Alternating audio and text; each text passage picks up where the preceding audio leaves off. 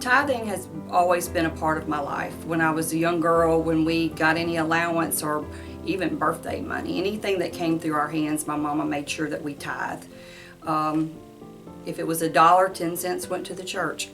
So I've always been a believer of tithing, and I've always tithed. And when I opened the store, I had some questions about how to tithe, and I prayed about it, and I asked God, what did He want me to do? The first year we really weren't making any money or anything like that, and I felt like God told me to tithe what I was tithing when I was working. So I incorporated that into my budget, and God met that need every month. I did not have a problem meeting that. And then after about a year of tithing that, God spoke to me and said now it was time for me to increase my tithe. And I'm like, okay, Lord, how are we going to do this? So I prayed about it because I really didn't know how to tithe on a business. So I prayed about it and asked God to show me what He wanted me to do, and talked to several other people and found out that a lot of people do things different, but I didn't feel like that's the way God wanted me to tithe. I prayed and I asked God to show me how to tithe off of my business, and He really impressed upon me that He wanted the first part of the money that was made, not after I paid employees, rent, and all the bills.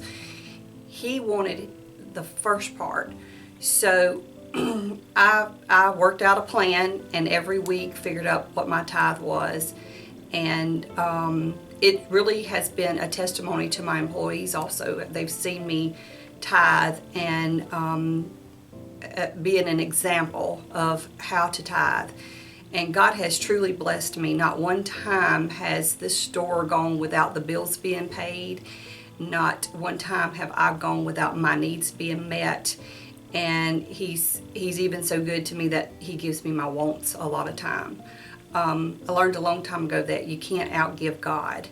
And if you give God what belongs to God, and you give it with a cheerful heart, and not begrudgingly have to say, oh, I got to tithe this month, or I got to tithe off of this, God's going to bless you. It may not be a monetary blessing, but you're going to receive a blessing. And I encourage everyone, if you're not a steward of tithing, that you need to pray about it and ask God to show you how you need to tithe, whether it's personal or a business, and see if God don't open the floodgates for you.